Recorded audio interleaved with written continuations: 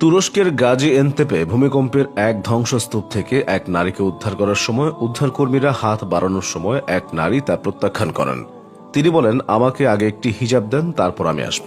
উদ্ধারকর্মীদের সাথে তাৎক্ষণিক কোনো হিজাব না থাকায় তারা অনুরোধ করে বলেন, আপনি আগে বের হয়ে আসুন, তারপর না হয় একটা হিজাব বের করা যাবে। কিন্তু সেই নারীর স্পষ্ট কথা, আমি রাব্বুল আলামিনের সাথে ওয়াদা ভঙ্গ করতে পারবো না। এর কিছুক্ষণের মধ্যে উদ্ধারকর্মীদের একজন একটি হিজাব এগিয়ে দেন। তারপর সেই নারী হিজাব পরে ধ্বংসস্তূপ থেকে ধীরে ধীরে উদ্ধারকর্মীদের সাথে বের হয়ে আসেন। সাংবাদিকরা উদ্ধারকর্মীদের প্রশ্ন করেন, আপনি তাৎক্ষণিকভাবে হিজাব কোথা থেকে জোগাড় করলেন? সে উদ্ধারকর্মী বললেন, আমি আসলে এখানে হিজাব নিয়েই উপস্থিত হয়েছে আগে থেকে, কারণ যে নারীকে উদ্ধার করা হয়েছে তিনি আমার ছোট বোন এবং আমি দৃঢ়ভাবে বিশ্বাস করতাম আল্লাহ তাআলা তাকে হেফাজত করবেন, কেননা পর্দাশীল নারীকে আল্লাহ তাআলা সমাজে সম্মানিত করেন আর সকল প্রকার বিপদ আপদ থেকে হেফাজতে রাখেন। আমার বোন কখনো হিজাব ছাড়া রাস্তাঘাটে বের হয়নি, এমনকি কেউ কখনো তাকে হিজাব ব্যতীত দেখেনি। আমাদের পরিবারের সবাই বেঁচে আছেন এবং শুধু সেই ধ্বংসস্তূপে চাপা পড়েছেন। আমি আল্লাহর কাছে প্রার্থনা করেছিলাম আল্লাহ যেন তাকে উদ্ধার করেন। আমি দৃঢ়ভাবে বিশ্বাস করতাম সে অবশ্যই এখান থেকে জীবিত ফিরে আসবে। তাই আমি উদ্ধারকর্মীদের সাথে নিজেকে সংযুক্ত করি এবং হাতে একটি হিজাব নিয়ে আসি।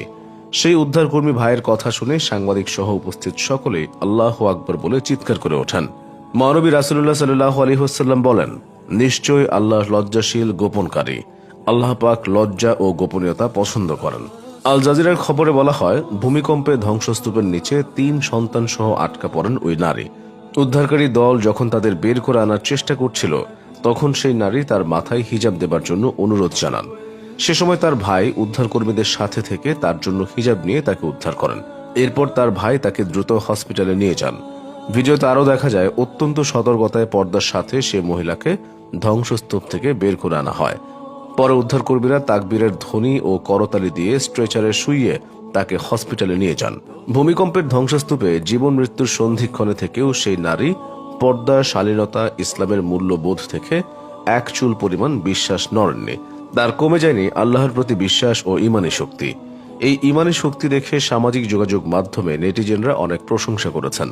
মুসলিম নারীদের ক্ষেত্রে পর্দা একটি ফরজ বিধান এবং নারীদের নিরাপত্তার অংশ হিসেবে বলা হয়েছে পবিত্র কুরআনে। এই জন্য হযরত আলী রাদিয়াল্লাহু তাআলা আনহু হিজাবী নারীদেরকে বলেছেন, সূর্য মেঘে ঢাকা থাকলে যেমন তার সৌন্দর্য হারায় না, তেমনি একজন নারী পর্দা করলে তার সৌন্দর্য কমে যায় না। আল্লাহ রাব্বুল আলামিন মৃত্যু পর্যন্ত সেই নারীকে সম্মানিত করেন। সে একইভাবে সেই হিজাবী নারী সম্মানিত।